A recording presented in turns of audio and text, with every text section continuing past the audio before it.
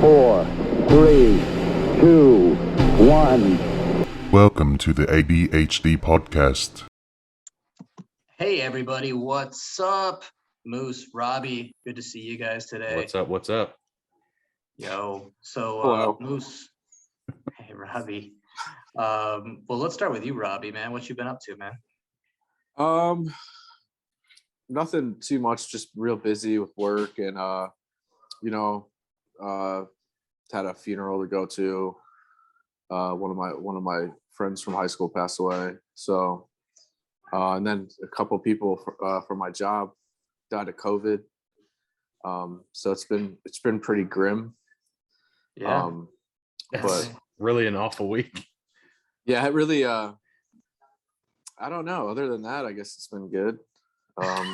Jesus, like I don't even mean to I don't laugh, know. but no, yeah. I've been There's a Alanis Morissette irony there for sure. so I've been training, I got my blood test results back, Good. You don't have the HIV? No. I beat it. That a boy. I beat it. So but Congrats. no, everything's just business as usual. I think things are just really busy. The COVID thing's kind of spiking up a little bit. I'm starting to see it affect a lot of things. A lot of bands are canceling festivals that I have tickets to, so I'm a little bummed about that. But yeah, it's just So overall, it's you crazy. say pretty shitty week. Yeah, just going to the gym and just living every day, one day at a time. Wow. You can do. That makes me Moose, really top that, sad. man. Moose, Well- bring us back, man. Turn my frown upside down. Well, on a lighter note, I just got back from PTO, so I'm feeling extremely refreshed. Sorry to hear Did you work about. today? Yeah. Today was my first day back. So it's weird because I'm doing this thing where I'm cleansing myself of Demons. pointless work time. So I'm really trying to optimize my time, which we can talk about later. But I've moved the way in which I do things for work. Whether it's checking email, taking calls, checking work communications, and I can tell you, man, I feel so much better, and I got so much more done. So I'm having a fantastic week. Tim, what about you, man? I love everything you said, and we had talked about it a little bit through the week, man, but I'm really jealous / impressed with how you actually will listen to and read or whatever, some of this Tim Ferriss stuff. And like most people are very academic about it. They listen to it, they'll read it, they'll put it in their brain, they'll know it, they'll it, but they don't apply it. And I'm just really interested. I want to hear some more from you about that later, because I'm really impressed with how you've actually applied it. But yeah, for me, it's been a little bit of a boring week. I moved from Florida to South Carolina this week. In the last I know we 7 miss you. days. I couldn't even if I started to explain that entire journey and everything that's gone into it, and every succubus and thing that's sucked every ounce of my energy through this past week. Doing that, it would be a long one. But hey, new job, new state, new house. Sitting currently on the floor in my new house because my furniture is not here thanks to COVID. You have to book that stuff out like 3 months now, apparently. Oh yeah. It's No, nuts. I know a couple of people that ordered like a bed in Yeah. like March and got it just now. We were looking for furniture for some of that new house, and we went to Ashley Furniture, and it would be here by I think like November. Yeah. Same thing. So we're having to resort to other things. But now I'm sitting upstairs in my new house. The kids started school. I've been doing a lot of new things. I've been experimenting with I wouldn't say vegetarian. I had a bad experience the first time I went vegetarian. Robbie, I think you were around for that, and I feel like I've never been sick so much in my life as when I went vegetarian the first time. But Yeah. I'm experimenting with trying to severely limit my meat intake and dairy in general. Recently have read and have been listening to the China study. Not my first time through it, but it's always kind of inspiring. and I say that kind of in a weird way, I wouldn't say inspiring, but scare the shit out of you about eating meat and such. So all of that, right? Like juggling all of that, like moving and eating at Zoe's Kitchen like 2 times a day because there's nothing else to eat that doesn't have meat, and that pacifies, right? So that's it for me. So I actually have questions about that, because I always look into biohacking and things like that, and I'm actually a big advocate now. Right now I'm on keto, but because of our conversations this past week, I've actually been heavily looking into transitioning, not necessarily vegan keto, but vegetarian keto. And I'm still going to eat things like eggs, and I'll probably eat small bouts of dairy product. But I'm a big advocate of plant-based meals and plant-based diets, just simply because there's so much more research nowadays that's really promoting gut biome. And we've all heard you are what you eat, but truly on a cellular level, your body breaks down whatever it is that you ingest, and it becomes a part of us. So naturally, right, when we look at things like plants and plant-based items, those are way easier to process on your body, which helps with the quality of cellular structure. So I'm really, it's hard, right? Because like you said, right, I'm going to Zoe's Kitchen, I'm eating nothing but sunflower seeds and avocados all day. But the truth is, plant-based diets, most of the time, they're actually very protein sparing too. Now, you can't go too low, but you also don't have to follow that normal bro science rule of thumb where, it's 1 gram per pound body weight. None of that. You can literally get away with, 50 to 90 grams of protein, being a larger size male, and still be able to build and or maintain muscle. So I think, and the more that I get into, this diet and such, and I want to can this up because I really want to just watch Robbie stew, because I know Robbie's got some feelings on this. He just ate some meat. Yeah, I know. He's literally butt chugging a freaking T-bone right Honey, now. get my toothpick that's made of bone. I got some bison stuck in my The teeth. one that's the one that has a little marrow left in it. Yeah. But and I'll start with self-professed. I am probably pound for pound the greatest meat eater that has ever existed. Moose, you know this. Robbie, you know this. Like, I could live off of, and I literally have spent probably the last 10 years of my life eating strictly meat and cheese. I mean, let's talk about the meat stick that we found in your glove box a couple months ago, and it wasn't even packaged in anything, and I had to confront you about it. Moose makes jokes all the time about this stuff. That's been there for years, since I've known him. I'll have sausage sticks rolling under the seats. They're everywhere. Like, there's jerky. Like, when you open the door, jerky falls out. That's what I do, right? Like, meat is breakfast, meat is a snack, meat is lunch, meat is dinner. But here's the thing is, getting older, you start to realize, like, why was I doing that, right? And certain diets that I did, every diet that I've done probably my entire life, I can do a diet. But it's always about aesthetics. It's always about a look. It's always about, and I think in my lifetime, I've gotten pretty good. Like, I know how to put on weight. I know how to cut weight. I know how to do those things, right? For looks. But I do feel almost, it's like pop music sort of, right? This bro science. I know how to cut. I know how to bulk. I know how to do that stuff. But I don't know that I've ever gone a couple layers deep and really looked at nutrition appropriately. Like, what's good for my body, what's good for my kidneys, what's good for my heart. That's never really crossed my mind as I diet. So, and listening to the China study, it's essentially, I'll sum it up really quick, right? China is a vast region with a ton of people that have the same genetics. They're all from the same place. They're identical genetically, right? But then you have, seafaring people that only eat seafood. You have inland people that only eat beef. You have all these people that are isolated in different areas that have totally different diets. And then the China study is basically taking this case study of, okay, so in this region with these people that are genetically the same as these people have a higher tendency to heart disease. These people have a higher tendency to this type of cancer. And then they start associating it with their diets, right? And it makes a lot of sense. And then they start to map it. You could see, so genetically, these people from China will leave the seafood area where they have this kind of cancer. But if they go to another region, they adopt those tendencies to those types of cancers because they start eating those different foods.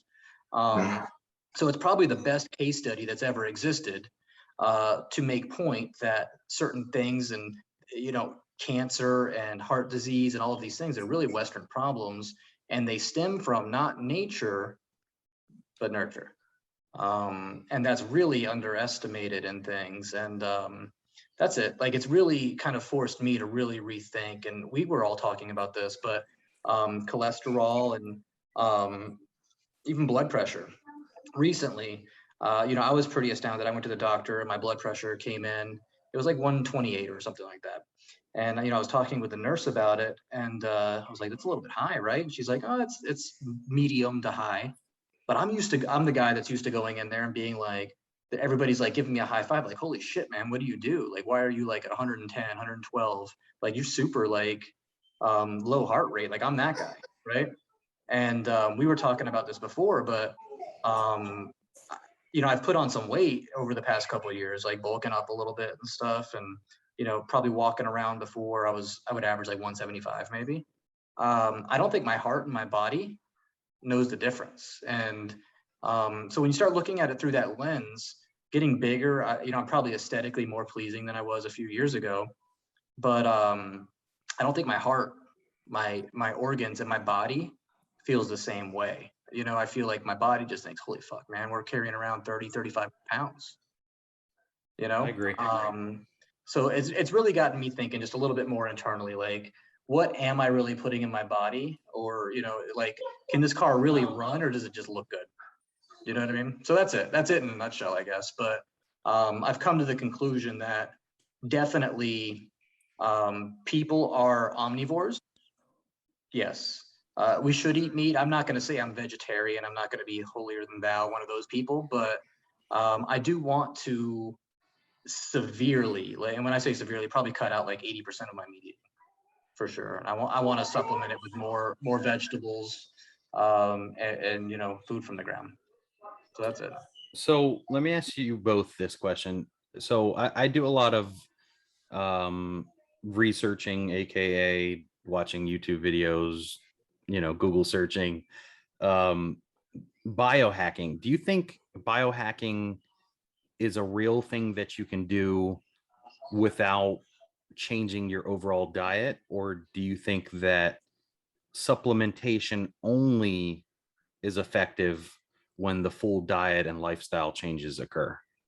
Supplements work. So explain biohacking. Like, I kind of get what you're talking about, but So think of nutrient deficiencies, right? So let's say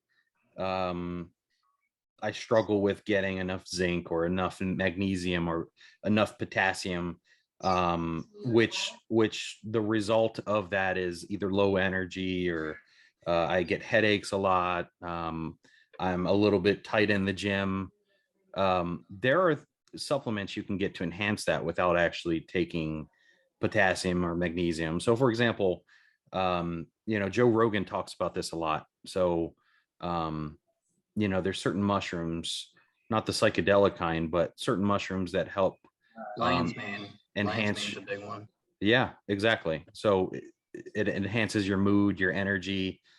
Do you think that stuff is a fad, or do you think we should? I mean, I believe in that stuff to a degree, but I also think that you have to have the whole picture in order, right? So I can put Pirelli tires on my Toyota Camry, right? But if that Toyota Camry is only pushing a 2.5 liter engine, those Pirelli tires aren't going to do really much for me in its entirety. So I feel the same way about biohacking.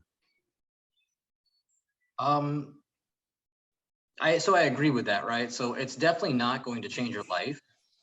I would put it more in a class of, if you are, let's say, like an Olympic athlete, but just at life, right? You're trying to be the best you can at what you're doing, and just in general, right? If you're doing all the other things it takes to be good, or to be top level physically, mentally, whatever, I think that, yeah, you can take some of these supplements, and we could even turn into like nootropics, right? Stuff like that too. And there's kind of like a gray area in between the two. Yeah, I think it'll help. But I think people have this misconception that, if you take it, it's going to be like limitless or something like that. Now I've taken all of them. I mean, I've had, you mentioned Joe Rogan on it. I've had the New Mood and the nootropics that they have. I've taken, I think they're called like smart shrooms or something. And that's why I knew some of that.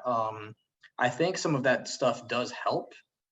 I think that it has advantages, but just like things that we know that we use all the time and take for granted, like caffeine definitely has advantages. It makes you sharper for a moment. It makes you more coherent and sharper.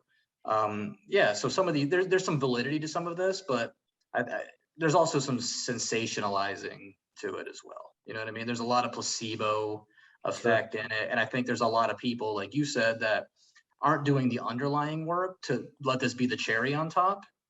And they're just taking it, and you're not going to see results if you're, living a shitty lifestyle and taking a lot of these, biohacking kind of supplements. If that makes sense.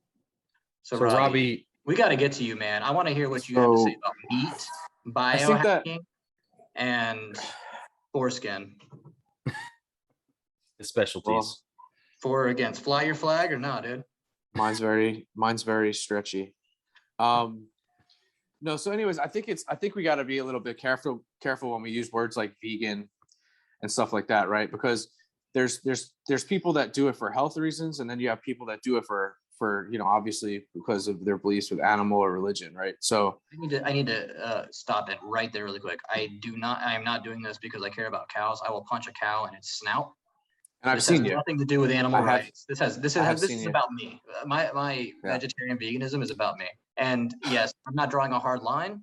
I'm just trying to limit my. I'll freaking snap a cow's neck though. I mean, I think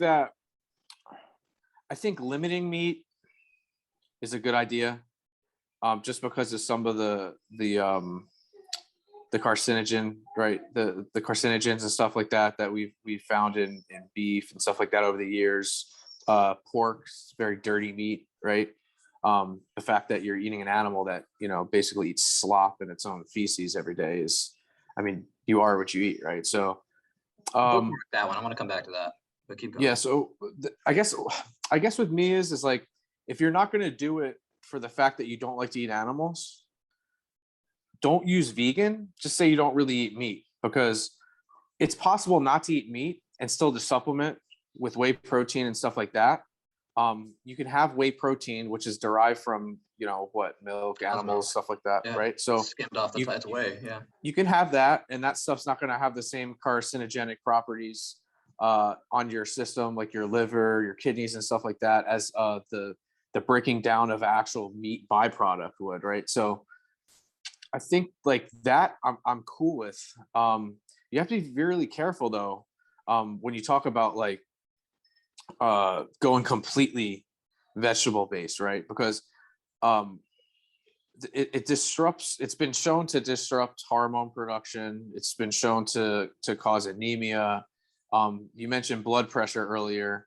One of the side effects a lot of vegan people have is their blood pressure tends to go up, because they have a deficiency of like zinc, the omega-3 fatty acids, and that type of stuff, which actually help keep blood pressure down. So I think that my stance on it, I do have a couple of friends that are full-blown vegan. I do have a friend that's a bodybuilder that's vegan, that gets all his protein from pea protein and stuff like that. I do not know anybody that did it from the jump though. So I have a friend that's a bodybuilder who was big before, right? And then went vegan, and didn't lose it. a little bit, you know what I mean? Like you could definitely, I don't want to put it out there and say that you're going to make the same gains as you would going strictly vegan. You know, if you're doing strictly vegan and you're a natural bodybuilder and then you're going against a guy that's a natural bodybuilder and he's eating chicken and stuff like that, it's going to be very hard. He has an advantage, and I believe that on the outside, he's going to look maybe better. He might not be better, but he'll look better. I fall into the, if we're not talking about a discussion about beliefs and animal beliefs or religion, I fall into the whole moderation thing. You know what I mean? I think that if you limit yourself to certain things that could be bad for you in excess, that's a good idea, right? Mm-hmm. So I don't think I could ever go without eating eggs. I love egg whites. I go through probably a carton of egg whites every other day. So I couldn't do without eggs. I can do without the yolks, right? But I could probably do without beef and just stay on chicken. And I could definitely do without fish. Fish, definitely, there's been a lot of research on fish, right? Everyone thinks tuna is a great protein source and stuff, and it is, but there's other minerals and stuff like that in fish that I'm pretty sure mess with your body. And I've been trying to research it a little bit, and I've been watching some like shows, because when I eat tuna, I do not feel good. And when I eat fish, like I would meat, I feel very weird. And I think that's maybe because of the mercury or something like that. But like I said, I mean, I think it's just, if you want to try something out, you want to try to be healthier. I think like just completely saying I'm not eating meat anymore, I don't really know if that's going to really do anything. You know, I mean, maybe just like, 75% vegan, 25%, because I think you still benefit from having egg protein, egg whites. Egg whites really don't hurt you too bad. There's no cholesterol in egg whites either, right? Stuff like that, lean chicken. Tim, are you eating eggs right now? So it's tough. I'm also trying to limit eggs. That's always been a staple in my diet, because when I'm low carbing or anytime, eggs always work, right? So I've become a big fan of, I can pack in a lot, into my eggs and really make meals out of it and stuff. Like, even if I'm eating Chinese food, I'm food young all day, Eggs is a hard one for me to cut, though. It really is. Like, I'm trying, but again, there's a lot of cholesterol because I can't eat egg whites. I need all of it. I need the yolk. One egg yolk is what you're supposed to have a day for cholesterol. But to Robbie's point too, that's why I'm not going to be flying my vegetarian or vegan flag, because I'm not doing that.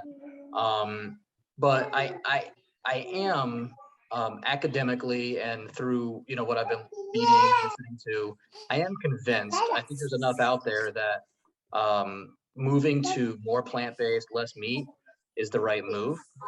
I do think that we are built to be at this point, at this stage, right? We're constantly evolving. I think we found out that there's proof that we're growing a new artery, right? In human beings right now, that we're still evolving, right? We're going to get better. I mean, for Christ's sake, we still and breathe through the same tube.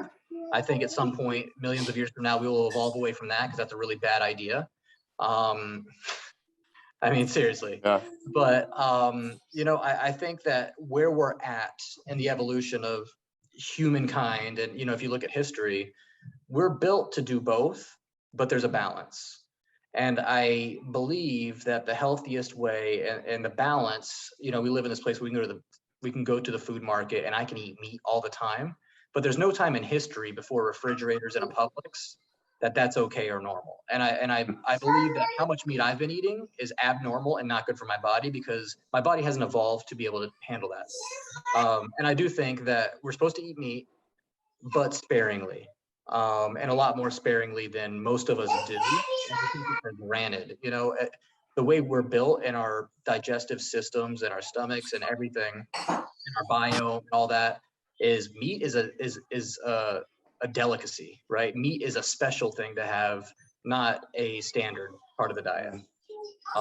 Like, we can handle it, but we shouldn't keep putting it in there all day, every day, just because, we're in the modern world. And, I'm trying to get back to, what did a caveman really eat? They talk paleo diet and stuff, but, thousands and thousands of years ago, when we first, what was the place called somewhere in the Middle East in the Bible and all of that, Sumeria, when we first started settling in places, it's because we started planting plants and eating that way, right? And I think at this point, we probably should be like an 80-20 split, 90-10.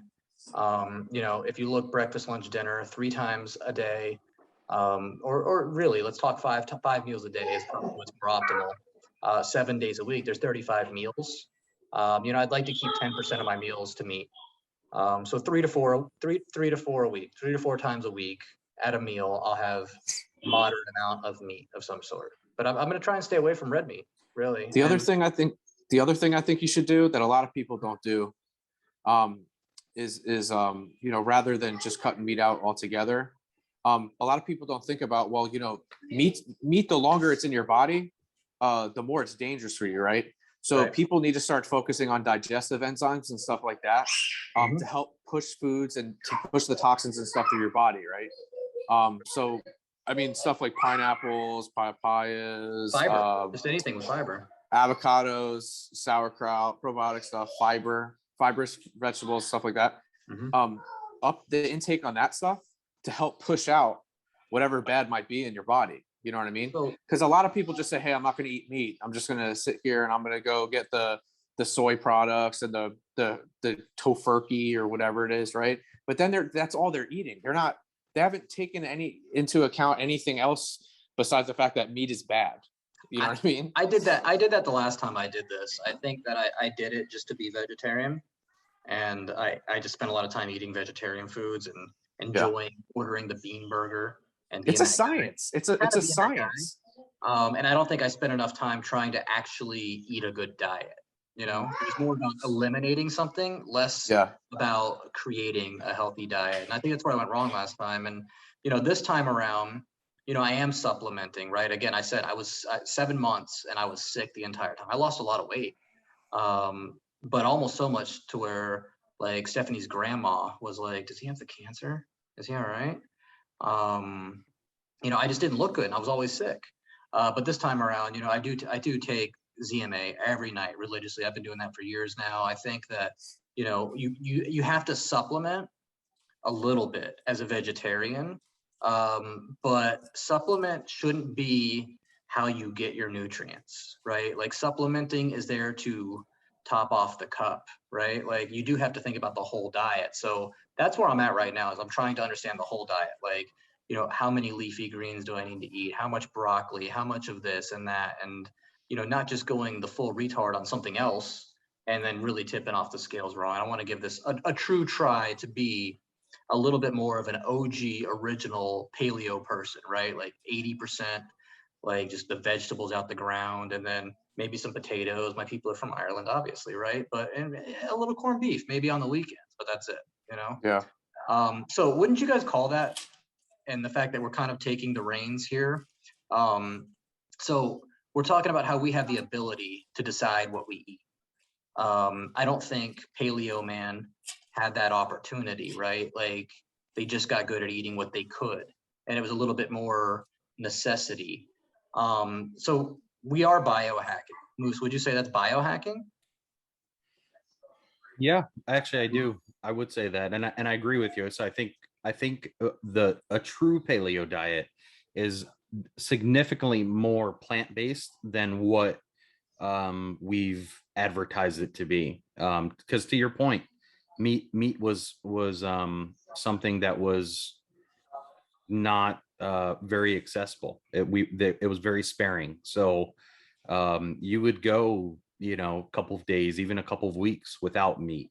They would have to live off of cruciferous vegetables, legumes. They would have to Play it right here. they would have to. Nice, we got a cat. All It's right. my new kitty. That's Nice, rough. nice. Get back in Cat the jerky. Yeah. Hey, dude, the shelter, man, they're free. Saving money on food. It's like Golden Corral takeout over there. Yeah. Oh God. It's like, how many cats do you want this week? I'm like, hey, give me a baker's dozen there. Got But any of them calicos? I do Yeah, think they're it's the best. biohacking. I absolutely think that would be considered biohacking.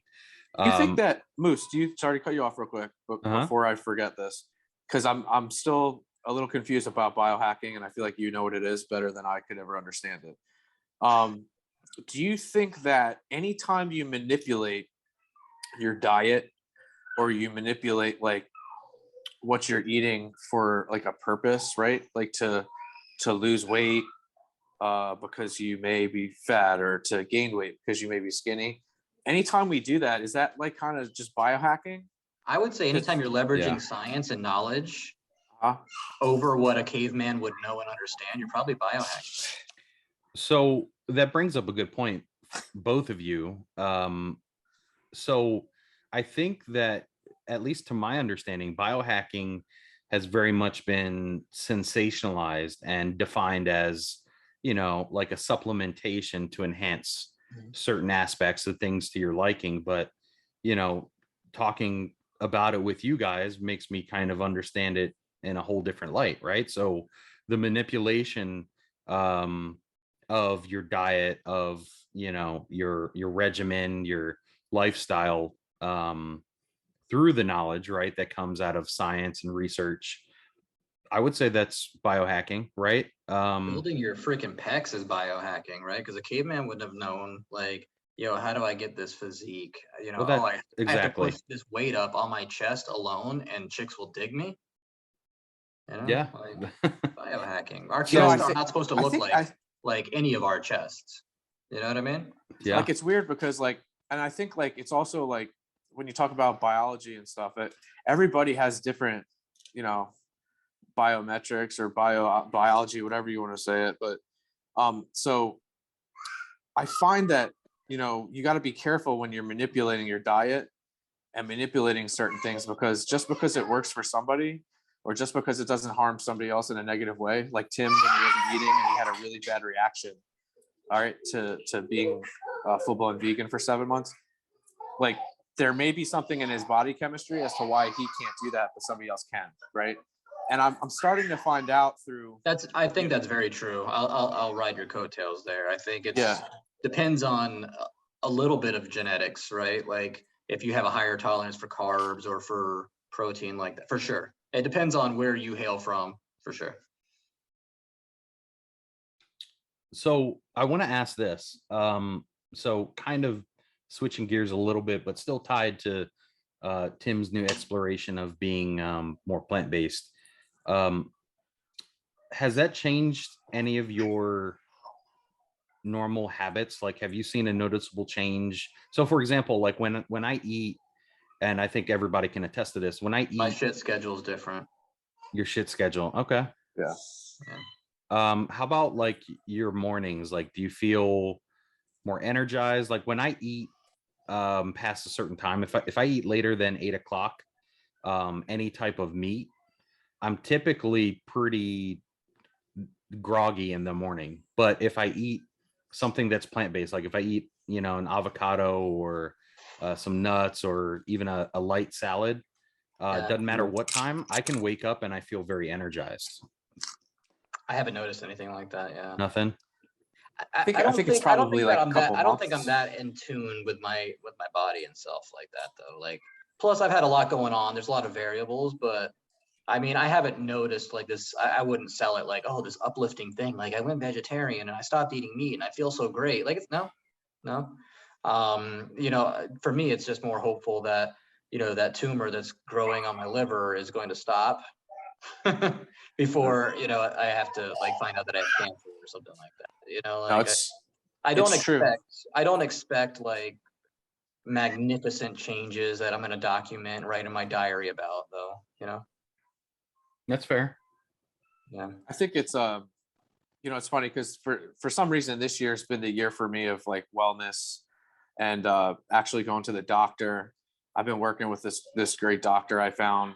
He's been very good about letting me get whatever I want to get tested through the labs. So I had him take my hormone levels and stuff like that. And in speaking with him and stuff like that, he was telling me a lot of the way that my hormones has a lot to do with things like my weight. And it doesn't matter if you're 280 muscle or 280 fat necessarily. That weight Body doesn't can, know. yeah, your body doesn't know, and it could cause other issues with like your hormones and stuff like that. So just to be a little bit transparent with you guys, you know, I got my test and my estrogen levels taken, and saw the test levels, pretty happy with it. You know, I'm 38 years old, so, you know, but then I saw my estrogen levels and they're like through the roof, like like I think average is like 180 or 190, and I'm at like a 302. So it's pretty high. So Damn. yeah, I was it a little is.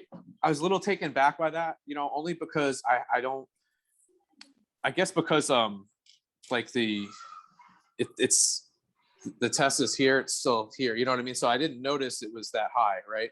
So, you know, I was talking to him and he said, you know, I said, hey, you know, I was kind of concerned about this. I was like, you know, so he's like, yeah, he's like, well, he's like, for one, he's like, one of the first things you can do to try to lower that, he's like, I know you lift. He's like, I don't want to call you, I'm not calling you fat. He's like, but you can spare to lose some weight, and that would probably bring that down.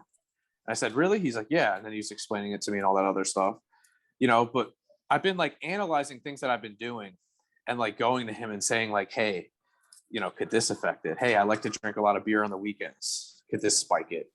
And, you know, obviously, yeah, he'll tell you, yeah, you know, that has something to do with it a little bit, but, you know, it has a lot to do with like your diet, you know what I mean? And what I'm eating and stuff like that. So I think it's really important that like people look at themselves and you go to the doctor and you have your levels checked, your liver enzymes checked and stuff like that, just so you really know like what you need to focus on. And before you go taking supplements, or before you go taking steroids, or before you go taking anything else, really like checking your health out to make sure that you're doing stuff that's actually going to benefit you and not harm you. Me and You know Moose what I were mean? talking about that on, I guess, on a biohacking level. It probably is really important that we educate on what this looks like, but getting blood tests through the whole experiment, even if, you know, and I think it's important that we do experiment with these things. And I think that we all have to figure out what works for us and what doesn't. But you do have to be able to step back and look at it like a scientist too. We need data. And that's probably something that I need to do as soon as next week as I do this, is me and Moose were talking about getting our blood drawn and checking results and really getting a little bit more scientific about it. It blows my mind that in 2021, you know, we could talk about cavemen and how stupid they were and stuff, but none of us really do know. None of us are alchemists with this, you know, like we can't turn stone into gold. None of us really know exactly. And there's nobody out there that really does have the whole truth of here's how you get the healthiest. Here's the right things to do, and here's the wrong things to do. And there's a lot of gray. And it's very different for different people, but it does blow my mind how we can go to the moon and, you know, where science is with a lot of things, and diet and nutrition is still like a pretty big mystery, you know, and there's so many different popular camps on, you know, what it is and how it does. And it definitely, it's humbling to think how little we do know and understand. You know, Yeah, I know. I've been definitely humbled, you know, by the other thing is too, is like, it's hard because like when you go to like these wellness clinics and stuff like that, right? And you pay to have your blood drawn, they do hormone replacement therapy, tell you you'll feel great. If I went that route, right, they would probably just say, hey, take this estrogen blocker or something like that, right? And then we'd be whatever, right? But going to the doctor, because I asked him, I said, well, doc, can you just prescribe me some clomiphene, some Nolvadex or clomiphene or something like that? And he said, he basically said no. He said, I can't just do that. I was like, okay, you know, but he said basically, he's like, you know, people that take stuff like that, he's like, if you go to a wellness clinic or something like that, they give you that stuff, but wouldn't you rather know what is causing that? Yeah. Right? Because it's putting a Band-Aid on a gunshot wound, maybe. Like even. You could have something, like he 100%. told me, he said, you could have something wrong with your pituitary gland. You could have something going on with your liver. You could have something that's going on that's causing this. So the problem that's causing it won't go away. You're just blocking the estrogen from happening. You know what I mean? Or whatever it was. So him putting it to me in that perspective, I was like, you know what? He makes a good point here. Like, rather than sit here and just try to go to these, these gurus or whatever online that will just basically take your blood test results and prescribe you whatever, because they will, like these wellness guys, right? They'll give you GH and all that stuff. I was like, you know what, let me go to the doctor and let's try to see, like, the healthy route of like doing it. Well, I didn't think of it that way. I always thought about, like, if this is low, take this. If this is too high, take this to get it down. I never thought about like a doctor looking at it and saying, what is causing this to happen within your body? How can we fix this naturally? And if we have to add some medicine in, we'll do that. You know what I mean? That's, to me, now that I say it, sounds totally safer than the way I used to think, It's interesting, and we take it for granted. I've been to a lot of doctors, and just because they're a doctor doesn't mean that they're necessarily a good person or a bad person, right? Just because they're a doctor doesn't mean that they, you have to understand the science to get through and get your doctorate, but do you know the art? And, are you really stuck in a certain lane, the stuff that you learned in 1982 versus now? And that's it too. I think our knowledge has exponentially compounded of everything, right? From germs, it's not that long ago that we didn't even understand germs, and the fact that you get sick from putting your hand in your mouth, right? And well, who would have thought in 2021 we'd be living in a world to where we can't leave our house without a mask? So most doctors, first of all, you go see this doctor, he's 60 something. He hasn't been in school since like the 1960s. Yeah. Right. Like when he went to school, Black people went to different bathrooms. Things were different, right? I mean, like, HIV wasn't, wasn't around, or AIDS wasn't around, it's true. And they don't all have your best interest at mind. And I've been to a lot of different doctors, and some of them are happy just to make their money and then go home to their trophy wives and their Corvettes or Ferraris and whatever. And yeah, they're peddlers for HGH, insurance, TRT, and all of these things. And that's just, they're there to make their money. They're not there to help you. But, I had one doctor that was the one that talked some sense into me. I was a young guy, 20 something. I was fishing for, to get topped off a little bit. Tests. It was, I was an early UFC fan, and, I was trying to be like Vitor Belfort or something. You were looking for the clear from Balco Labs, like Barry Bonds is taking. But he actually sat me down, and he had a really good, like, I'm talking like John Wooden, a kind of conversation with me, like coach to son. He's like, listen, man, I know what you're doing, and you don't want this stuff. Like, and he really talked me out of it. And, he explained it to me. He's like, TRT and, steroids in general, yeah, they're going to make you look good. They're going to grow your muscles and stuff. But he's like, and he's the first one that put this, I'm going to say it metaphorically, that seed in my brain, because he's like, listen, that cancer that might be on your liver, it's also going to grow that. And that's the thing that you really need to be wary of. And since that day, like, it has put something in my brain where, that's probably true. And it's the same reason I'm getting away from meat, because meat really condones the growth of that stuff. It did talk me out of steroids, because, I do feel that a lot of steroids are, and let's be real about it, low testosterone, feeling gloomy and blah, blah, blah. That's sensationalized. I think low T really is just about, everybody wants to get jacked and look a little bit better than what they are, et cetera, et cetera. But I think it's really bad for you. And true transparency, bro science here. I've been taking DIM, though, estrogen blockers, for years. And if we talk biohacking, that's probably, if there's a supplement that I would recommend to anybody, like, yeah, you got to take your protein. You can eat, you can cycle your creatine. Those are the staples, and they're staples for a reason. But I've been taking DIM, which is, for ladies with breast cancer. But it's an estrogen. It's over the counter. You can get a Vitamin Shop estrogen blocker. I mean, DIM is derived from broccoli. Sure, and I eat a lot of broccoli too. But yeah, long DIM story is short, actually pulled from broccoli. And you nailed it. But basically, if you're talking about your testosterone levels, it's total testosterone minus estrogen, right? So if you get rid of half of that estrogen, which leads to things like breast cancer and other things, it's in my mind, it's a totally good thing to be blocking. Right. But if my free testosterone is 800, and my estrogen is 300, I'm netting out at, let's say, 500. But if I can block 100 to 200 of that estrogen, I have more free testosterone. And I would call that probably the best supplement I've ever done.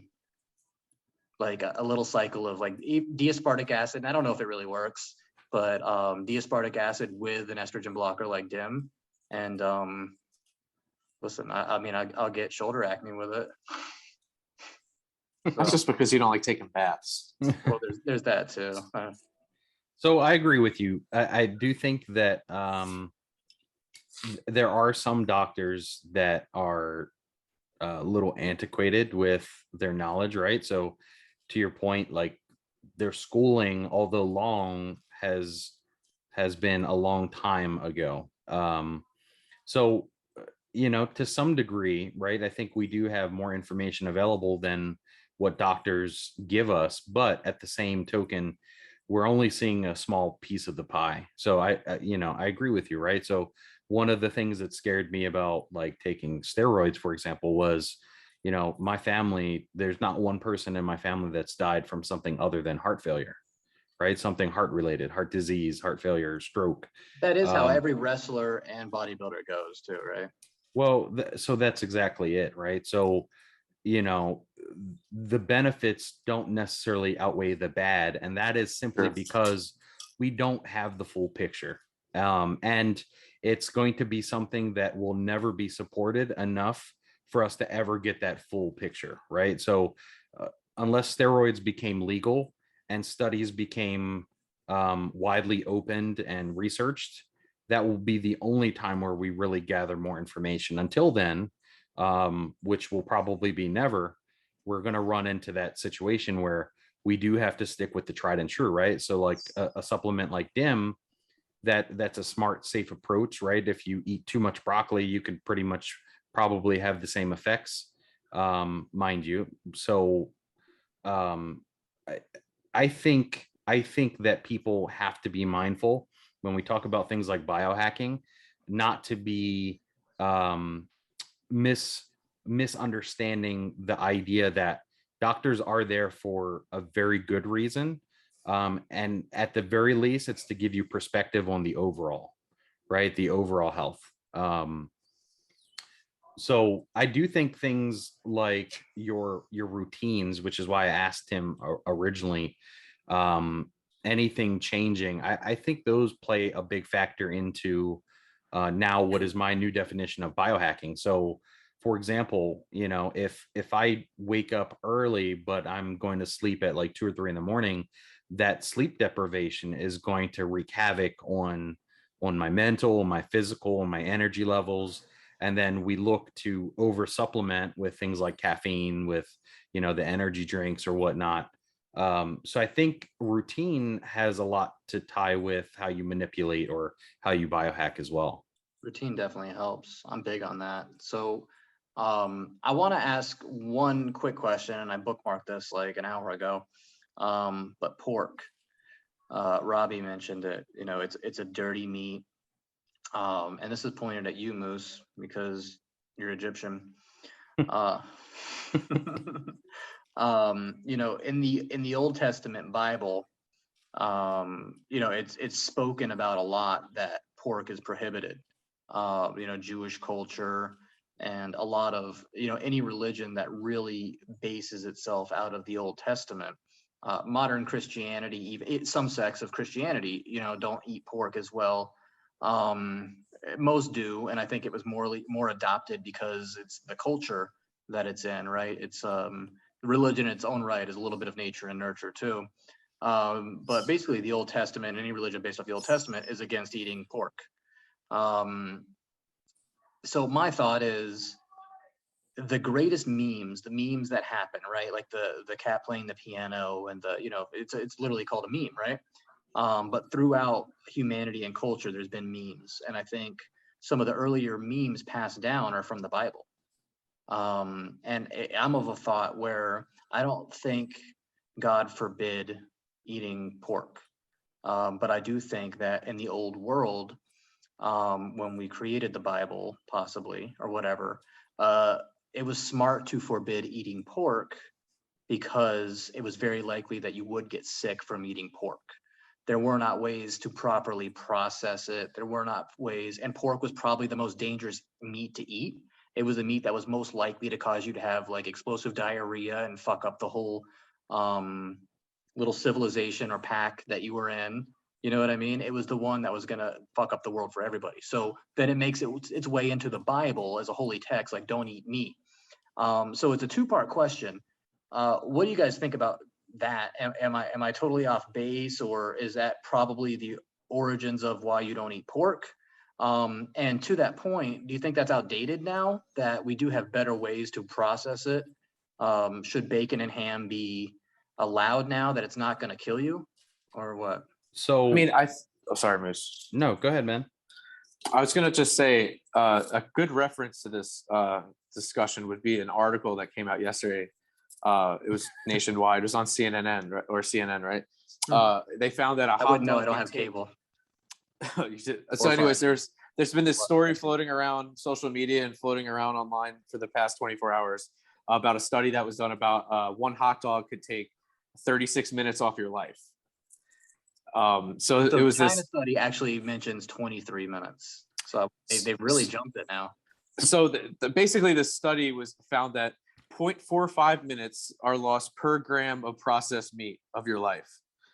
0.1 minutes are gained per gram with a piece of fruit, right? So it's basically this long article about just That's how sensationalized bad already. pork hot dogs are for you. Pork is and how- bad. Fruit is And good. they've I come up with an understand that. actual amount of But to time. put a number to it, like let's pull an accountant in here, and if I eat a room full of watermelon, I'm gonna live forever, right? Yeah. And if you laid me down on a bench and just fed me pork, I would die. Yes, that's true. So it's funny because so now everybody who you're gonna talk to about this, right? About these hot dogs taking all this time off your life, right? So they go to Joey Chestnut, the Nathan's hot dog world eating champion, right? Who ate the last time 76 hot dogs in 10 minutes. He should have been dead 10 years ago. Yeah. So he estimated that he ate 19,200 hot dogs over a 16-year period. And he obviously thinks this is blasphemous and it's not true, but what if it is true? What if he's chasing it with watermelon though? Like if you wrap your hot dog in watermelon, it's net.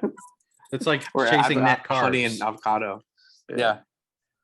So if you lather it in avocado and watermelon, you break even. But Moose, I digress. Go ahead. Well, so to your story, I think that is overly sensationalized. I do think that in a very, very, very overgeneralized way, they do have a point to say that potentially if these factors align themselves in this order by some means, the stars align in this way, it could potentially cause, this amount of time to be shaven off of what an average lifespan, according to them, look like. But again, this is why it's important to do these studies. So, back to Tim's original question, for starters, I don't eat pork. I grew up not eating pork. My father's Muslim. The only instances that I've ever had pork is either unknowingly or by accident. So I'm ignorant to the effects both with pork and not with pork. I do have many people, friends and family that don't eat pork because they don't feel good on it. But I will say this, although I'm not an advocate of eating pork, I do think Tim hates me now. Tim's going to cancel this call. He left 5 minutes ago. Yeah. I do think that it is up for a reassessment. And the reason I say that is Tim is spot on. Much like we had to figure out what the safest way to take care of our people at the present moment. I think many of the holy books, the Bible, the Quran, the Torah, they all have done that in some fashion. So I'll give you an example.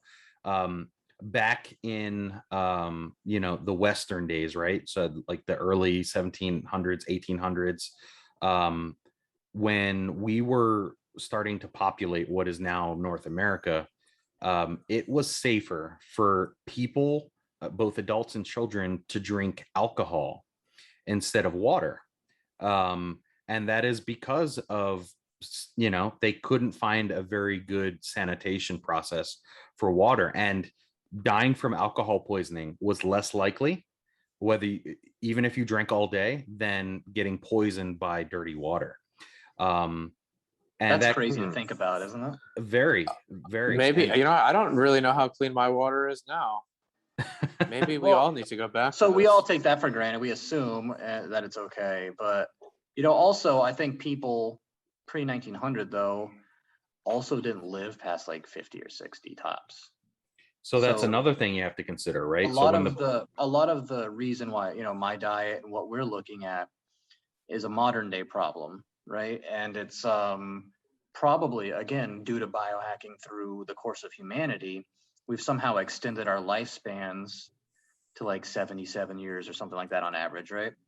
I don't think that naturally we're supposed to live that long. We're not really built to live that long. We're just, we're high IQ Homo sapiens and such, right? Like most living creatures, I don't think that there's any reason, for, evolution or the great mind of whatever.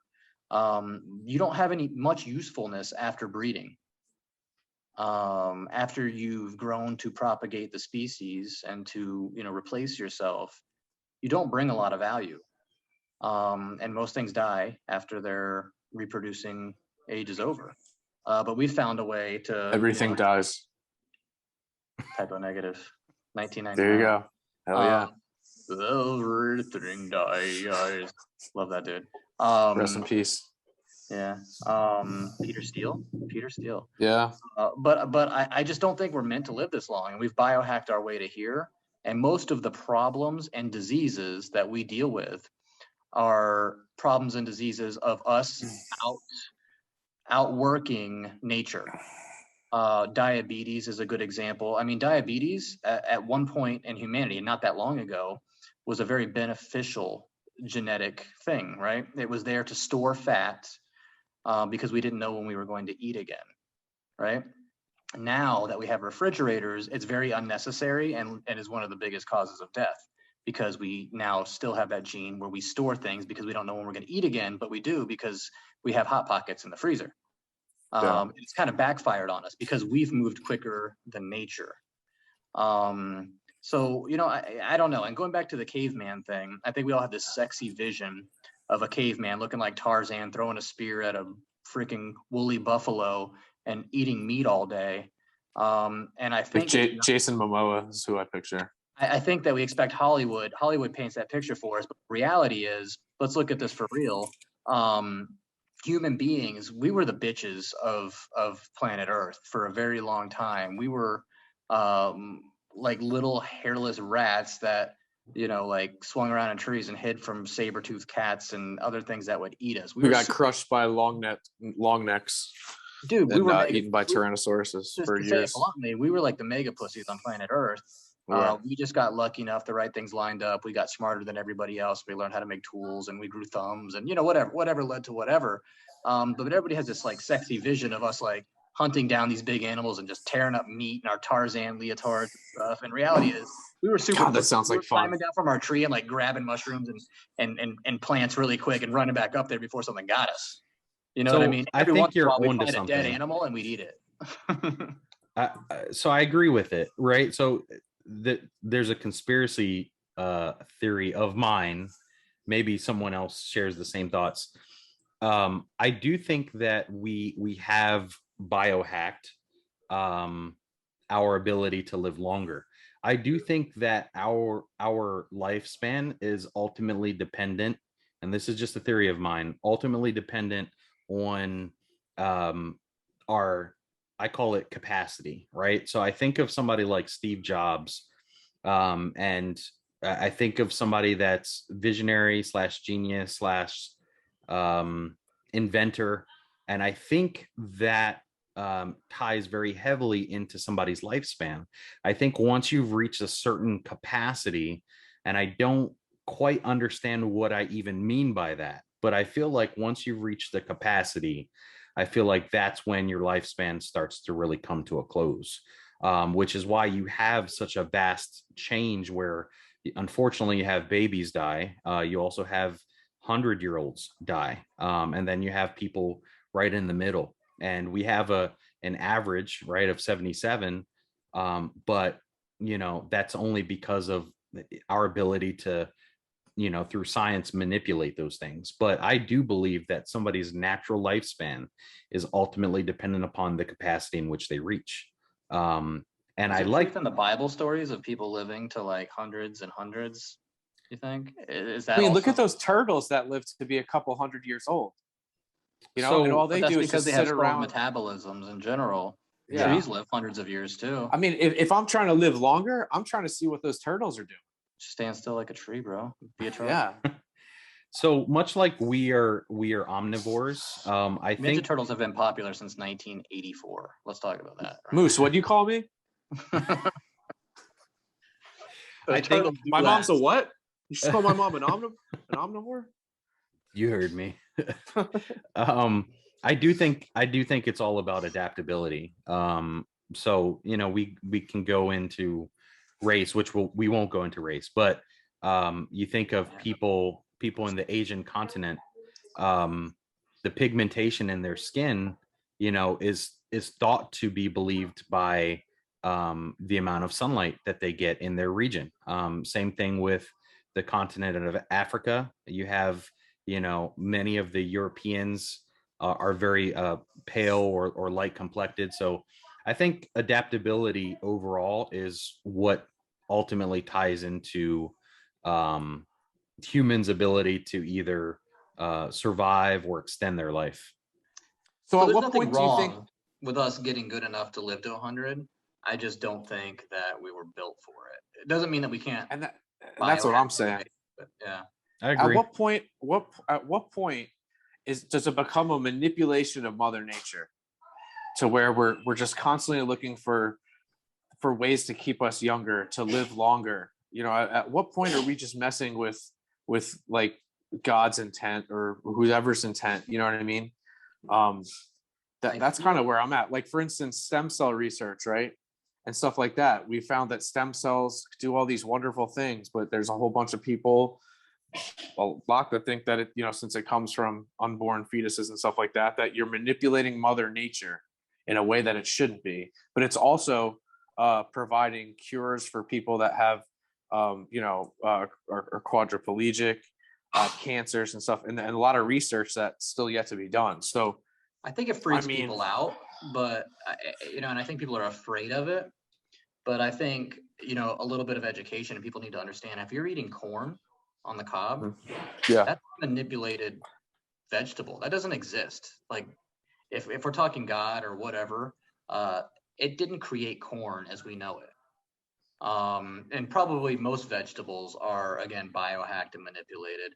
A lot of our lives and the things we do are manipulated, right? So when people start getting weird about stem cells, I step back and say, well, I think that might be, and I'll go super big on this, but philosophically, maybe our burden as Homo sapiens, we are, as far as we know, the first intelligent life on this planet that has had, King Arthur's sword and the ability to outpace evolution and Mother Nature. And it's almost, we have to look at this like, it's almost like America, fuck yeah, we're the world police, Homo sapiens, I feel, and not to be hippie about it, but, we are smart enough that we hold that burden to be better than from here. It's sort of like that singularity. I think it's very Kurzweil, and it's very Kurzweilian, I guess, like instead of Orwellian, but that us as humans, we have that torch, and I think that we need to keep moving forward with it. And if you look at it, our intelligence is a creation of evolution. Therefore, our intelligence is the next step of evolution that evolution created, and it's starting to get exponentially smarter. And that's our job and our duty for, I think, the entire planet Earth. We can make things a better place, and not to be a super hippie about it, but we're smart enough to save the planet. We're smart enough to see what's better for nature. And the bigger question is just, do we allow power and things? And greed to get in the way. And it's as simple as most Dr. Seuss books, I think. Will we choose right or wrong with, our domain as kind of kings of the planet Earth, you know? But with that, what do you guys think about technology in general? Do you think it helps us? I mean, it's made us live longer. It's the reason we can do this podcast. It's our cars that, don't take that for granted. I was reading a book about some president back in the day, and he wanted to go out west, and it took the president 23 days to get out west. This is in the history of our nation, not that long ago. Technology in general, I think a lot of it we take for granted, but does it make the world a better place? Or do you think that 2,000 years ago, our ancestors were just as happy or not? Like, we're better off, or does technology just complicate things? Like, it just takes you to a new level. Like, we're always going to be the same kind of stress, the same kind of complicated, and technology just takes us to another level of it? Or do you think it actually makes the world a better place? Because here's what it is. If you go into these biblical people, if we go back 2,000 years and you show them what we have, it would look like freaking magic, right? Like, if you go back 2,000 years and you show this dude, this Hebrew guy, herding sheep, right, growing plants so that him and his family can live, blah, blah, blah. You show him a Big Mac. Just let's show him a Big Mac and explain to him that you can get 1,200 calories out of this freaking little piece of sandwich. He would flip his shit. Like, that's enough to feed his family. That's technology to him. Like, he would look at that Big Mac like sorcery, right? You showed him a car. Never mind. Show him a car. Show him a plane. Show him all this stuff. But is life better for us? I mean, I think that I think it depends on what you're talking about when you say technology. So when you look Big at Mac like is technology for sure. Yeah, I mean, but like as far as like modern advancements in medicine, for instance, right? So we can look at like the seatbelt. The seatbelt was created and saved hundreds of lives. I'm sure that it's also took From the some technology lives. that we created that killed a bunch of people. Yeah, but at the same token, when you're talking about like modern medicine and some of the problems that we've caused, like for instance, I've been watching a lot of documentaries lately on OxyContin and the way OxyContin was created for pain management, and it was more of a business over time, and how really bad the whole thing is, right? We created this thing that was great and helped out a lot of people, but then it also is killing tons of people at the same time. So it's like it's one of those things. I think technology is good. I think it's always created for good. I mean, unless you want to talk about war missiles and stuff like that, to kill people is probably not good. But that's to defend your people. Yeah, I mean, so it's hard to say. I mean, technology helps us, and I think it hurts us too. I mean, I think that kids nowadays are mush heads. When I look at my 9-year-old daughter and she's sitting there on a Saturday on her phone playing Roblox for 4 hours, when I was 9 years old riding my, I was a fat kid anyways, but I was still outside riding my bike, doing things outside, right? So technology, I think, is kind of like in that, in moderation and things like that is a good thing, but I think it also hurts us quite a bit. I agree with that. So I think any advancement, right, we can call it technology, I think is ultimately capped out in terms of being a positive at supplementation. So I don't like to think of technology as something that could eventually replace certain things. I do see the value in transportation. I do see the value in social connection, but when things are and become and advertised as a replacement of what is a natural behavior is when it really starts to turn the tide. I think the show called Black Mirror on Netflix painted a really, really good picture of that, where this technology that was ultimately designed to help and be in supplementation of ultimately got perversed in some way or another. AI, for example, I think AI is something that people probably shouldn't go down that path with. You're talking about Allen Iverson, right? The Well, yeah, answer. yeah, the answer. That guy's broke now. He's not because Reebok set up his trust fund for him. Oh yeah, that's right. I Can did he read touch that. it yet though? Not yet. He's got a couple can't more s- years, I think. Yeah, he's got to make it a couple You more just years. got to tough it out. That's it. Yeah, That was really Um, cool of them, though, and God bless him. One of my favorite players of all time. Me too. absolutely. Me too. But I think technology ultimately helps. I would like to see it scaled back, and I would like to see it managed. That's a whole different argument because then we argue, well, who manages that? Who says what is enough? And I think ultimately these days it depends on how much money whoever is managing it makes. So, does the government do that? Does a business run it? Does Elon Musk run it? Um, those are all things that are obviously very debatable and big controversy. So, um, I think there's a whole nother podcast on that. There's a whole rabbit hole spot uh, on. because you're right. I think you're spot on, Moose, and it gets me thinking. As currency and money again is a kind of a construct of Homo sapiens and us, and it's a way to. We were talking about this maybe a week or two ago. It's a way to democratize the world, right? You vote with your dollars. If you're willing to buy a service for money, it means it's worth it, right? Like we could talk to something like um, Jake Paul versus Tyron Woodley, and we don't have to go into that, but we were talking about that before. And if people are buying it, it's a good product, right? If it's getting money, it's a good product, and that's a whole construct in its own right is currency. If AI can make money, it will be used to make money. But AI is a very scary thing, and I think it scares all of us because we just don't know. And we'll see. But I'm a firm believer that the nation at this point, that is this is a paradigm thing. The nation that really develops AI to its capabilities first will be the nation that writes history going forward too. And we should all be aware of that as Americans.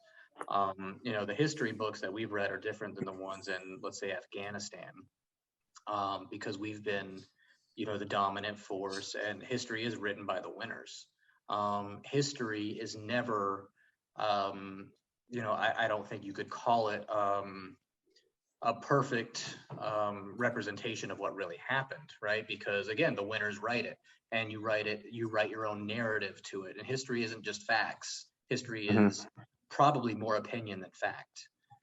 It's more propaganda than fact, right? And Sure. AI is a very scary thing. Because it could be like Terminator, and it could take over and shoot us all in the face and kill us all, and then Arnold Schwarzenegger could come back, and there could be that other guy chasing him after Arnold Schwarzenegger becomes a good guy, and he's gonna put a freaking aluminum thing through your face and kill your kids and stuff like that. It could be like that. That's scary enough, but reality is whatever nation develops AI is going to become, in my opinion, and this is the part that scares me, a breakaway society. Um, because the exponential growth of technology is what I don't think a lot of people can wrap their heads around. 100 years ago, a little over 100 years ago, people were quoting, if God wanted man to fly, he would have given him wings. It's never going to happen, things like that. And not only do we fly, I don't know how many flights around the world, it's helped the world a lot. It's also brought coronavirus to America. You don't need Spaniards and Ponce de Leon to come over here and bring you measles, mumps, and rubella because we travel all the time everywhere, right? Technology has opened us up to worldwide epidemic. But whoever develops AI first is going to take over the world, and there's going to be a totally different history. And that's the part that really intimidates and scares me a little bit. That nature works in these wonderful, weird ways where nature is not intelligent, but nature does experiments. And I think part of us as Homo sapiens is we've almost followed the tune of nature without knowing it, that we have different races. Why do we have different races? Because we've all diverged. We're like finches that Darwin spoke about, right? The Galapagos are important because he saw different finches on different islands develop different ways. And we are those finches for Mother Earth or Gaia or whatever. God, here I am being hippie, right? We are the experiment, and whichever version, nations, religions, whichever one's dominant, whichever one becomes the strongest meme, will be the one that takes off and is the future too. And in a lot of ways, I don't think that me being a North American Caucasian man, I don't believe I'm part of the winning team here, and it scares me. I think that China will develop AI before us. I believe that their government has less restrictions on copywriting and such, which really opens them up to not be the most creative, but to be the most efficient. And they will end up developing AI quicker than us, which exponentially will compound really quickly, because you're talking in 100 years, look at what we've done. We went from not being able to fly to going to the moon to Elon Musk to everything, right? Well, once we get AI and we can speed up that process, they'll be inventing and developing things that will blow our mind in a matter of like a couple of years. It'll be like you couldn't even comprehend what they could do when they have that computing power, when they have computers that could just do it all day. And what scares people is then, do you let the genie out of the box there, and do those computers eventually just see us as a problem and kill us? I don't know. But my initial fear is not that robots and AI is going to kill us. It's that China's going to get it and kill us. So speaking of that, so kind of switching gears a little bit, COVID, right? A technological advancement or a natural virus, natural issue, right? That's spawned into this massive pandemic. What are your thoughts on that? So we're just the latest champions on Mother Earth, right? We've seen, if you watch boxing, wrestling, MMA, a champ is a champ until they're not the champ anymore. You know, again, we're the champs right now. Homo sapiens, dude. Like, we are doing it. But I think everything on planet Earth is always competing. Nature moves forward. Evolution works, survival of the fittest, right? And as things change, whatever's the strongest and the thing that can adapt the quickest becomes more dominant, right? That's how you get variations in color, dog, anything, right? And right now we are the champions. We are absolutely the winners on planet Earth, but there are a top 10 out there, right? There are things and other things on this planet that are vying for dominance. And I do firmly believe that things like coronavirus, bacteria, they're trying to win this fight too. And they need us, they use us for that. And, again, I think technology has opened us up to a soft spot where these bacteria, these viruses, we've walked right into, we've evolved ourselves so great with the global brain and how connected we are, that we've opened ourselves up to a little soft spot where they could catch us for sure. I think it's scary how when we sit here and we talk about, like, coronavirus, COVID, whatever, vaccines and stuff, and then we have, like, the Delta variant, right? Or these mutated viruses that adapt and change based off of what they come in contact with, that may be vaccinated. I think that's a scary thing. You know what I mean? What's also scary, they're trying to survive. Yeah, what's also scary is the way that we react to things and how it changes over time as a people. So I was reading an article that the month of August for the United States, I think we have more COVID cases and more deaths than we did last year when we were completely locked down. And you're not hearing as much. And the biggest difference is that we're not doing what we did last year. So and why is that? I don't know. Like, I was like, well, why are we not just locking down again? And then, you know what I mean? Like, because it's getting, like, I'm seeing it for that artificial construct of money would have a way worse negative impact right now if we shut down again. Yeah. And it makes no sense if you really think about it. If the whole world could hit pause and we could all just ride this thing out, we'd be better. But we can't, because money and industry can't do that. I know. And we've created this Frankenstein ourselves too, that all nations, even though it would impact all of us, if we hit the pause button and really fought this disease properly, everybody would somehow get poorer. And it's crazy. If you think about this, like, an alien race is watching us. right? Mhm. And they didn't understand what we have going on, right? They would look at what we're doing and think, what the fuck is wrong with them? Like, Yeah. they should all stay inside and like ride this thing out, put everything on pause. But they don't understand money. They don't Yeah. understand finance. They don't Yeah. know what Wall Street's all about. You know what I mean? Yeah. Like, anything that's not from here would be like, what are these freaking dumbasses doing? Like, they should stop kissing each other. You know what I mean? They Yeah. should stop going to work.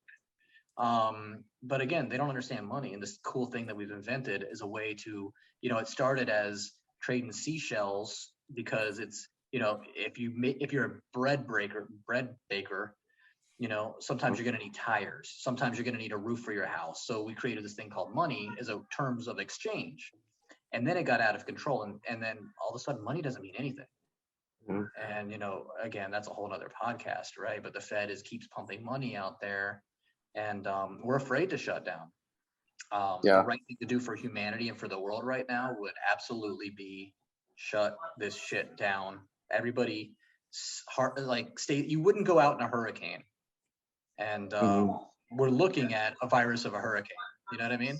Yeah. No, it's true. But we can't shut down again because the economy will collapse. So this also ties, now that I think about it, into where technology has failed us. So there's so much wrong and incorrect and misguided information out there on COVID-19 that it just gets diluted with what is correct information, right? Which leaves many of us normal citizens to not really know what to trust, right? You have to use your logic and instinct. It's kind of similar to, we get trained to know about the legal system, but the legal system is not necessarily the justice system, right? So it's the same that goes for this COVID information. Do you get the vaccine? Do you not get the vaccine? The new talk of the town is the anti-parasitic that they give to horses, ivermectin, I think is what it. I was taking that. I was taking it. Where are you taking it? They gave it to me. So that's extremely controversial in itself, right? So you ask, I have a one horse set now. of, I bet you do. It did so- other things. That's for your OnlyFans page. Yeah. Better get it in before September 1st when they shut down And- sexual. And a Oh no, tail. they extended it. They pulled back on it, dude. Oh, did they? Yeah. They got too much backlash from all the sex workers. So Yeah. they said, fine, sorry, sex workers, go ahead and do whatever you want. Here's our platform. Go make more money than we're making off of it. I can't imagine how many more people would have to enter the normal workforce if the sexual OnlyFans got completely shut down. I mean, there's people out there that are making $200K a year off of OnlyFans just showing. So again, think that's that bad democracy. debt- That's democracy at work, though. Yeah. If people are Yeah. willing to pay for it. So here's how I think it works, right? People are so stupid. We got We're the all internet, stupid. and the internet can do so much for us, but basically, it's like 90% porn, right? Because that's a real basic human need, and it's really freaking awesome to not have to go find sex, and you can just go on the internet and watch like your greatest fantasies unravel right in front of you. Are you advertising right now? No, I'm about to advertise. I'm advertising Bud Light right now. But we turn the internet into that. But if these chicks are making 200,000, that's what they're worth, right? And here's what happens: is dudes are paying for that. They got to go get a job, and then it forces them to go work at Dunkin' Donuts so they could pay for the porn fetish and possibly to keep a roof over their head and their interwebs so that they can keep up their porn fetish. And that's what makes an economy go. So now everybody's doing work, right? But how much of the work do we really need? And I think where I'm segueing is, at what point do we as Homo sapiens, we're so freaking smart, do we evolve our way out of work? I mean, we almost got AI there. It might kill us. It might blow our brains out or put that, aluminum thing through our head, like in T2 Judgment Day. But reality is we have AI. It's almost there. Should we be working? Is that like an antiquated thing now, right? Like, we had to herd the sheep. We had to grow the plants. We had to be farmers at one point. And there's still need for some of those, but most of that can be automated now. So we're really working at fake jobs for fake money and exchanging it with each other for porn. I mean, at what point tell do me people? tell me I'm wrong. Like, so I think porn is like the sun in this solar system. Porn is the gear that really turns the world. Tell me I'm wrong. That's a hell of a conspiracy theory. Yeah. But I think at what point do we say that, you know what? In our country, I just don't want to work anymore. I'm just going to take what I want. Let's Well, all we're get seeing together. it. We're Let's seeing all it. get We're together. seeing that right now. It's like a test of universal basic income right now, right? Everybody's Yeah. getting paid a lot of money to sit at home. That's why my Dunkin' Donuts shuts at 5 p.m. every day. Pisses Yeah, dude, me that's off. ridiculous. I get there at 4:45 and the line is too long. They're like, sorry, we're closed. So they close at like 9 over here, and I had my free beverage, like, because I spent $50 to get a $2 beverage. That they took me for that too. But yeah, so I get there, and I go around the drive-thru. I remember Dunkin' Donuts used to be open to like midnight. Yeah. Right. And I get there, and they're like, "Oh, we're closed." I'm like, "But it's like 9 o'clock." I'm like, "What?" My trash company sent out a letter that they're no longer picking up recycling until further notice because they don't have enough people willing to work. That's crazy, dude. I've seen a lot of that too. I've seen a lot of people. I've seen a lot of ads and stuff saying like, people just aren't working. I don't. But do we need to work? This is the point, is the government can just make basic income a real thing. And I think that's what they've been testing with the stimmy checks and stuff. And let's just give everybody a certain amount of money, of this fake money, and let's all stop pretending that we're working. Yeah. So I don't want to incriminate myself, but I think I speak for the majority, and my people are all behind me. However many people in the United States, we're all faking it a little bit. We're not working that hard. Like, can we just stop the charade? Let's let AI do our work and bring our food. And I don't want to be socialist. I want to be worth more if I do more, if I come up with ideas and I'm a capitalist and I come up with a great idea and invent something or do something that people want to pay money for, like porn. Like, if I start taking my clothes off and people start throwing me money, I deserve to have more money than the next guy. I'm not a socialist, but can we quit going to work and then just all try to create for the better of humanity? And if it works and people vote with their dollars that are given to them, it's a good thing. That's democratic socialism almost, right? Like, but can we just do that? Like, because 90% of us are faking it at work. Yeah, I mean, the problem is that you're always going to have greed, and you're always going to have the people that want more than what they're getting. Yeah. And we all have enough, but if you want more, go do something. Go produce something that makes things better for the world, and you will get people's money. Like, show me your tits. Yeah. Like, if I can show my tits and it's worth, I don't know, if you guys give me $10 for it, like, I'll do it a lot and I'll have a lot of $10 bills. That's cool. Like, I'm providing a service though. Like, you guys want to see tits and I got them. With a couple jailhouse tattoos on them. Like, if you guys are into that, like, I got what you want. Little hair on the nipple. And I think we have to redefine currency. Deduct, whatever the money is, the US dollar, the euro, the ruble, and you replace it with something that is actually of value. And I think that resolves that problem. I think that many people will say, well, I need to do something to make more money, which is not truly of value, to go get something that is of value, right? So if I take pleasure in seeing Tim's chesticles, right? And I need to make $10. I can't. I'm laying on my I'll give you $750. $750, not a penny more. Look at those pecs. Then I'm devaluing what is actual value. So I think, to Tim's point, I think if people were to just do something for the betterment of humanity, and they do find value in certain things, that we should be able to chase those things. And that ties directly into, we'll say a 40-hour work week. I've never been an advocate of a 40-hour work week.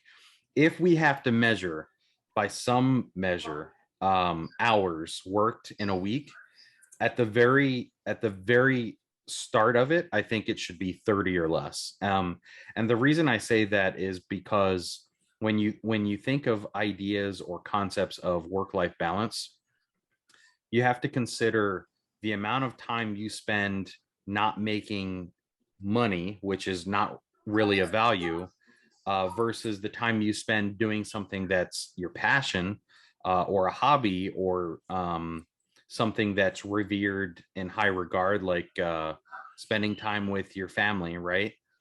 Making good memories or having good experiences. You start to be more productive. So if I'm a business owner and I deduct the idea of money and paying people, I want them to be more productive. I want them to contribute more to whatever it is that they're being tasked. And the way I do that is to provide more value. And the true value is time and energy. Time and energy is nature's most precious currency. 100%. Yeah. So I agree with you wholeheartedly, Tim. I think it's very antiquated. So a jeweler has created a rule that an engagement ring needs to be 6 months of the male or the groom's salary, right? Wait, who came up with that rule? The A jeweler, the jeweler. guy selling the jewels. Exactly. 100%. And the Yeah. 40-hour work week, or however many hours, or salary, whatever you want to discuss, that's exactly the same. The system created that role. I used to do it all the time when I sold products, and those products needed accessories. I said, the protection for these items, the rule of thumb is you typically spend 10% of whatever the cost of the item is on protective items, protective accessories, and it worked like a charm. And who created that? I created that. Right? And people believed it. People believed that was a good system, and people stuck with it, and I stuck with it. And in hindsight, I regret doing that. I didn't screw anybody over, but at the same token, I've created a system now that is not of true value, and that's where the biggest regret lies. Everything you said is super true. I just feel strongly that we're talking about technology, and I think Homo sapiens, our job is to guide it in the proper directions and the proper places. And I think that there's maybe to some degree like a mass hysteria or delusion in this 40-hour work week concept. And back in the day, people worked 50 and 60 before there was these laws and rules. But I think that even I had it. Like I'll say earlier in my career, as I'm trying to move up the corporate ladder or whatever, I took on that persona. More work is better. And I'll say it. I was that guy. I put in 60 hours a week for a long time. But I was proud of it too, and I was too proud of it, and I wore that badge, and I shared it all the time, and I was very uppity about it, like, no, I work my ass off. But then, especially if you're in a management role, you start to find, oh no, it's like judo or jujitsu. Less is more. I'm not impressed with the guy that gets the job done in 60. I'm really impressed with the guy that can do it all, go fishing, and get it all done in 30. That's the guy that deserves his black belt. And I think that if we could get to a universal basic income place where people could pursue their real passions without having to worry about having nothing, I think it does open us up to tap into. I think everybody has, and this is like really hokey, but everybody does have something they're passionate about at least. I'm not going to say everybody's got some God-given talent or anything like that, but we're all passionate about something that's slightly different than other people. Different strokes for different folks. It takes all of us to make the world go round, right? It would give people more time to tap into their thing if they weren't busy worrying about getting that money, right? If you knew that your family was going to be okay and whatever, you could go do your thing. And if your thing is valuable to the world, it will get voted on with other people's universal basic income money, right? We're all going to have a certain amount of money we can divvy out and vote for, what is the next best thing and the big thing. And Yeah. I think the world would be a better place, because it scares me, but I really do believe, and I'll just throw arbitrary numbers at it. 90% of us are doing work that we might be good at, or we might be geared towards, but we're not producing anything near what we're capable of, because we're all doing jobs. And I don't know what that looks like, but I don't want to spend the back half of my life working 40 to 50 hours a week. And maybe, I'm obviously the center of the universe, but I think that I deserve better, and I think that I can do better for planet Earth if, I'm allowed to my own devices to just wander a little bit too, and to do what I want to do. And I think that I could probably make some pretty cool things that might get some people's votes with their dollars. And then I think that I'm probably a pretty good custodian of those dollars, and I can manipulate them into more dollars. And then maybe even I can give those dollars back to other people and keep the economy going. And, I like to think that I'd, again, be a good custodian of everybody's dollars. And I'll do my best to collect them with my art, not with my work that is just kind of, True. hotness. That's important. Passion drives many a people, and in fact, you can get rid of much of the hierarchy. Whether somebody's a boss or a direct report, you can get rid of a lot of that feeling of inadequacy by those titles, simply by allowing somebody to drive their passion. So I would work if I knew that there was a universal income, if you will, and it wasn't like a US dollar or anything that's not really of value. If I could go work for a company like Tesla, right, creating very innovative things that might cause the world to be a better place, I'd go work there. I would be a worker, right? But I would also be encouraged to be able to do things that are of my passion, right? So it takes a village in most things, right? So many of my best thoughts come from even these podcasts, right? So talking with others that are like-minded, that's where I drive a lot of my best thoughts and my passions. And I discover more about myself just by talking to you guys. So the same goes for if I'm just a, we'll call it bottom of the barrel associate, right? I'm not a leader, I'm not a manager, not a executive. Those things get tossed out of the window because we're working towards the greater good. And therefore, just being a part of that process and part of that journey is fulfilling enough to not give a shit about, oh, I'm just an associate, right? Like, I don't aspire to be a manager if I know that what I'm doing as an associate is still, very, very important. It's like a lineman in football. A lineman, they do all the tough shit, right? They're in the trenches to allow the running back and whoever else to really make that offensive play. So the same goes for a worker if we run into universal income. Agreed. So you for it? You vote for universal basic income? 100%, Robbie? without a doubt. And I think so. I'll be the one to put it out there. I am a licensed and registered Republican. I am about small government, but I think government can stay small, and we can all guarantee that as a very basic thing. And I think that's probably positive for the world and such. So do you think, Moose, Robbie, is that universal? If we call it universal, it's universal, right? Is that Bitcoin? Is that cryptocurrency? Is that the first thing to maybe breach the barrier of let's not have to fuck around with currency conversions and stuff? Could Bitcoin fill that gap as literally planet Earth, we all have the same currency? Yeah. Or is Bitcoin maybe just not, it's more like gold. It's not a currency, it's a store of value. I just have a fun, it would be really hard to get the whole world on the same boat when it comes to everybody's currency. trading it. Every continent's trading Bitcoin. Yeah, but eventually, wouldn't the content just say, you know what, this isn't really going the way that I want it to go. I'm just going to go back to my other currency and just have more of it and just make the value more here. The losers would. The losers You know would what I mean? switch up. That's what I feel like would happen. We have too many hostile nations that just wouldn't, it just wouldn't work. I don't. So that's you why I just don't. You're more. You I don't buy believe in into it. humanity. I don't buy into it. Yeah, I don't trust.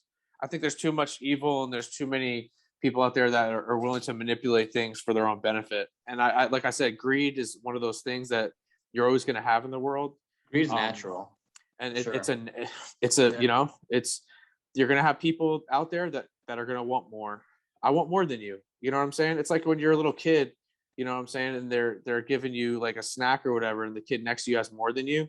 And then even as a 2-year-old, you sit there and you snatch it away from him because he has more than you. We're the same way as adults. You know what I mean? Well, let me ask There's always you going to be this. that one person. If do you think that would go away if the world was designed to allow anybody to have anything? So, and I'll give you an example, right? So, you guys seen Maldives, right? Maldives is like one of my ultimate Beautiful. like want to go to places. And it's not like over the top expensive, but it can get pretty steep depending upon what you want. Right. It's crazy to think that I have to make a certain amount of money or I have to pay a certain amount of value to be able to just visit that place, right? So Yeah. I'm not even talking about like I do believe that there needs to be some value exchange for maybe like you know, a villa, right? Like if I'm a crafter and I've built this home, I built a villa, I want some type of compensation for you to be allowed to stay in it or whatnot. But to go to certain places, you know, that you have to pay for certain things. Now, I'm not talking about transportation, but I'm saying like, But you have to pay. I'm sorry to interrupt you a little bit, but you have to pay a high amount of dollars to go to that place because there's 7 point something billion of us. We probably all want to go there, and there's only so many spots there. It's economics, right? So in a world where everybody has the same, yeah, I mean, you're gonna have more lines. You're gonna have to get in line for that, I think. You know. But would it be that everybody wanted to go there if it wasn't such a, if we weren't so pack and lemming like? Yeah, because think you know, I think of Maldives as, we'll call it a paradise, right? But if it's accessible to anybody, then it's not a paradise anymore. Yeah, the scarcity of something makes it worth more, for sure. Exactly. So I think that would take away that most of the behavioral baseline of like greed of what Robbie was talking about. I'm going to contradict myself a little bit though, because there was something that I read, and I'll butcher it really quick, but the numbers will still make sense. So most people would rather make something like 75,000 as long as everybody around them only made 70. Than they would rather make 75 as long as people make less than them than make 85 when everybody else is making 90. I mean, that's just fact. So relativity, fairness is somewhere very deeply ingrained into us, into our psyche. I think human beings, we all have some level of, you want to condescend. You want to be better than your keeping up with the Joneses is a meme that comes up, right? You're always at like in some sort of cold war with the people around you because you need to validate you. Well, because there's always a bar, right? And everybody's always trying to set the bar and get to the bar. That's where we're talking about a very utopian society, and I think it's a great idea. So are a lot of things on paper. But after that, we all are still competitive, and the reality is that's nature. Again, if you look at Darwinism, survival of the fittest, we're always going to be at battle in some way. We're going to be competitive. Nature is competition. So I don't know. It's a very tough thing, and I think the best thing that we can all do is have conversation about it and hope that, I don't think that we're going to solve it here. The three amigos here, we might not solve the equation of, what makes the world tick and what's inside the watch that we all live in. It's funny is like sometimes like as an adult male trying to like, make more money and strive to do, bigger and better things. I sometimes find myself being, I think we might have lost Timmy. Yeah. It's usually when it's time to wrap up, right?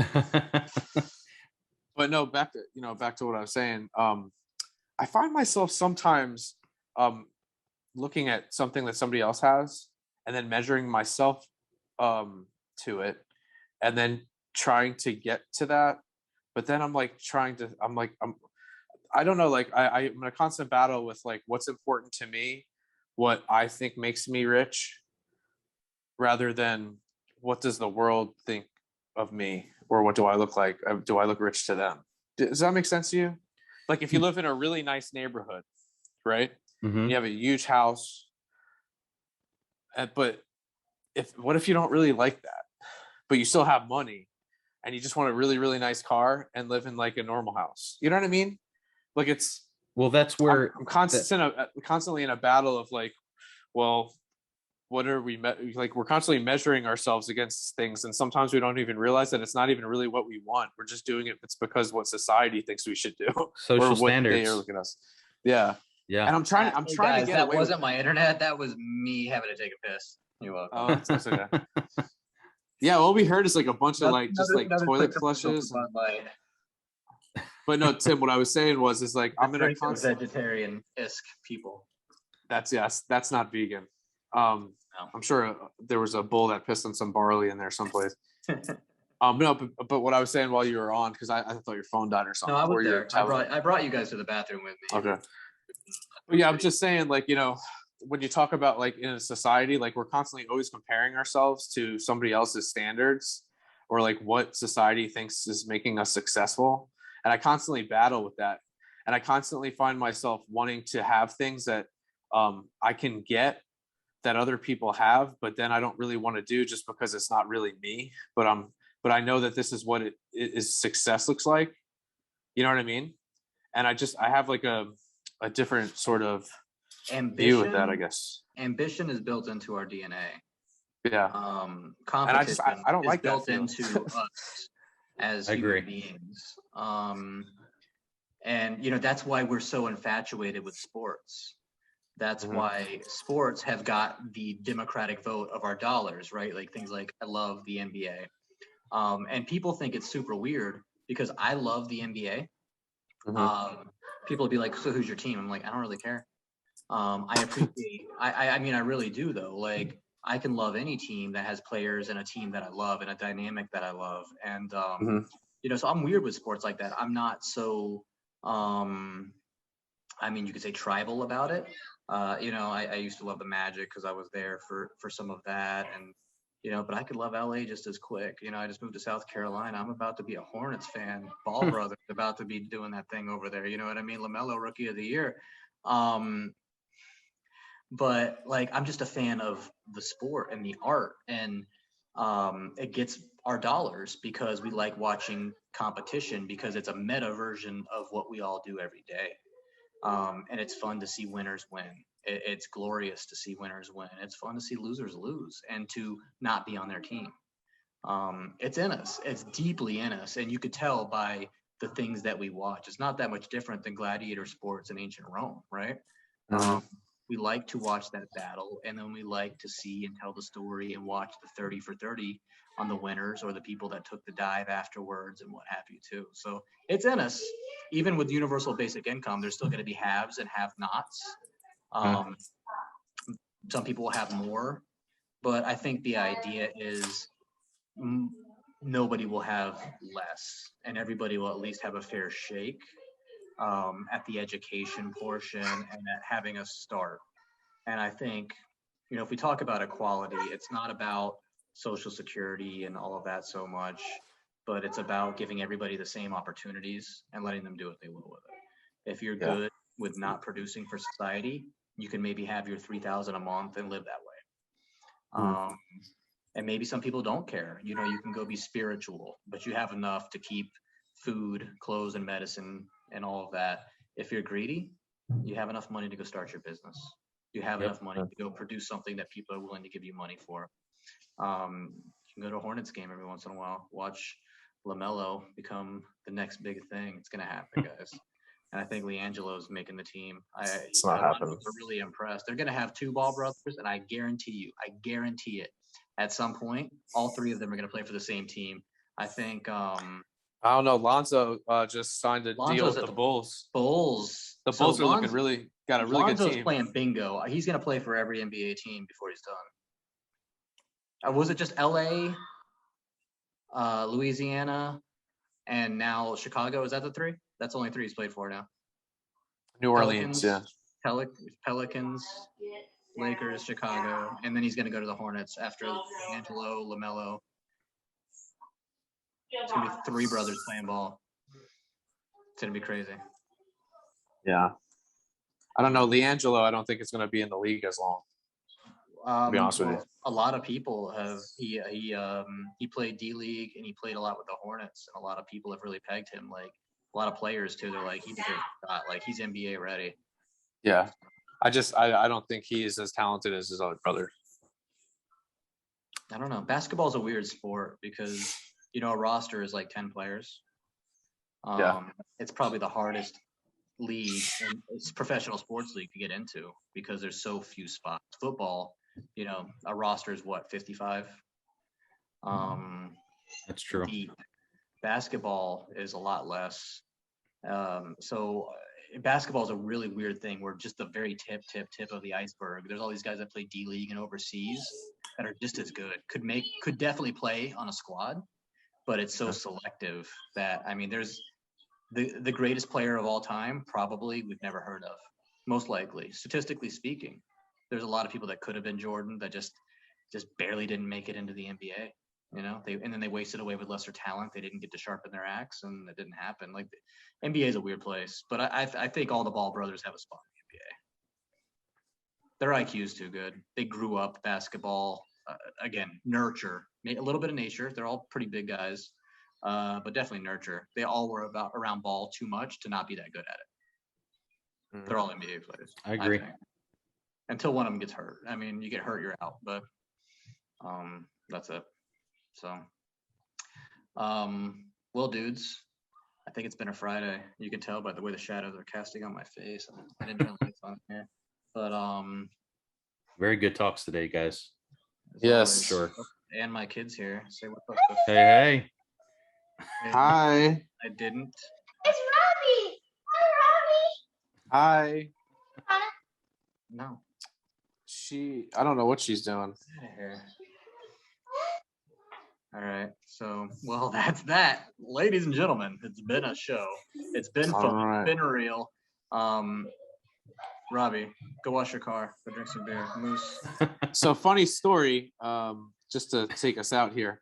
My apartment was struck by lightning. It blew my router. I had to go to Spectrum, replace all my equipment, almost lost the PS5. So I caused a scene, started breaking stuff, and Tanea almost kicked me out, called the cops on me. Then yesterday, I'm getting suited up. I'm like, all right, almost done with my important meetings for the day. Gonna go to the gym. You know what I'm saying? I'm feeling kind of good. Just took like double dose of pre-workout. Like, let's hit it. Get my gym bag, my water jug, go out to the garage, click the garage door opener.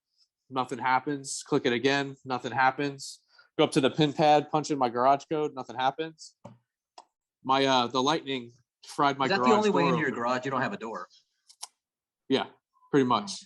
So my car is so my Cadillac is locked in the garage. And there's a key like at the top where you can get the guy to open it, but it's like I'm waiting for them to replace it because like lightning just like ravaged this whole area. Like Spectrum, when I went up there was like people swapping out their modems and everything is plugged into surge protectors too. It's just like a massive electrical storm. But I got everything working, so but I'm not gonna be able to wash. I'm not gonna be able to wash my car this weekend though. You have a So, 50-something $1,000 Cadillac that you can't even use because your garage I- door that guards it and protects it is guarding it from you right now. pretty much, yeah. Technology.